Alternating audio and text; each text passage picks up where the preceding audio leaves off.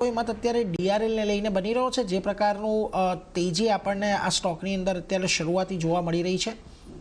Doctor ટીમાં આપણે જોઈએ તો 1275 લેવલ પર આપણે જોઈશું તો એના 200 ડીએમએ રેઝિસ્ટન્સ બનતા આપણને જોવા મળશે. એનો ક્લિયરન્સ બહુ જ જરૂરી છે, કેમ કે અત્યારે કરન્ટલી આપણે જોઈશું તો 1270 લેવલ પર 50 ડીએમએ છે અને 1275 લેવલ પર આપણે જોઈએ તો 200 ડીએમએ છે. આ બેનું એનાથી એવરેજનું ક્લિયરન્સ મળી જાય છે તો મને લાગે છે એનાથી મોમેન્ટમ પિકઅપ થતા આપણને કેરી ફોરવર્ડ જોવા મળી શકે છે. બટ કરન્ટલી મને લાગે છે કે 1275 લેવલ હોલ્ડ કરે છે અને એનો ક્લિયરન્સ નથી મળતો તો ત્યાંથી આપણને સપ્લાય બી જોવા મળી શકે છે.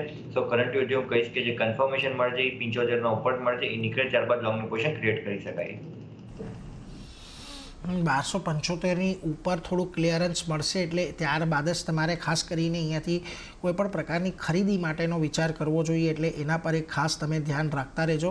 પરંતુ જો અન્ય જે સ્ટોક આજના દિવસે તમને એક ઘટાડા સાથેની શરૂઆત તમને નિફ્ટીના ફ્રન્ટ પરથી ખાસ કરીને જોવા મળી છે, એમાં ટાટા મોટર્સનો સમાવેશ થાય છે. અહીંયા જો આજના દિવસે એક સારો એવો ઘટાડો લગભગ 1.5% આવી ગયો છે અને યજ્ઞેશજી, અહીંયા આ ઘટાડો ચિંતાજનક એટલા માટે છે કારણ કે જુઓ, જેટલા ઘણા સમયથી 780 760 આ એક લેવલ હતું કે જેની અંદર આ સ્ટોક સપોર્ટ લયા કરતો હતો, પરંતુ આજે જુઓ ત્યાં આગળ એને પણ તોડવાની એક તૈયારી દર્શાવી રહ્યો છે. 760 આજના દિવસમાં બ્રેક થાય તો લાગે છે કે ટાટા મોટર્સમાં થોડો વધારે ઘટાડો આવી શકે?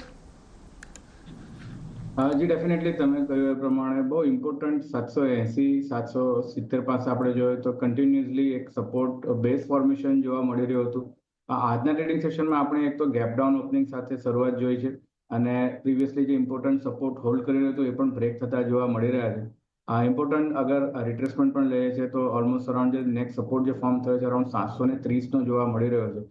તો 770ની નીચે જ્યાં ક્લોઝ થાય છે તો મારા હિસાબે એક નેગેટિવ ટેરિટરીમાં હજુ પણ એક મોમેન્ટમ નીચેની સાઈડ જોવા મળી શકે છે. લગભગ 730 સુધીના લેવલ એક્સપેક્ટેડ છે. તો ટાટા મોટર્સની અંદર ઉછાળે વેચવાલીની સલાહ બની રહી છે.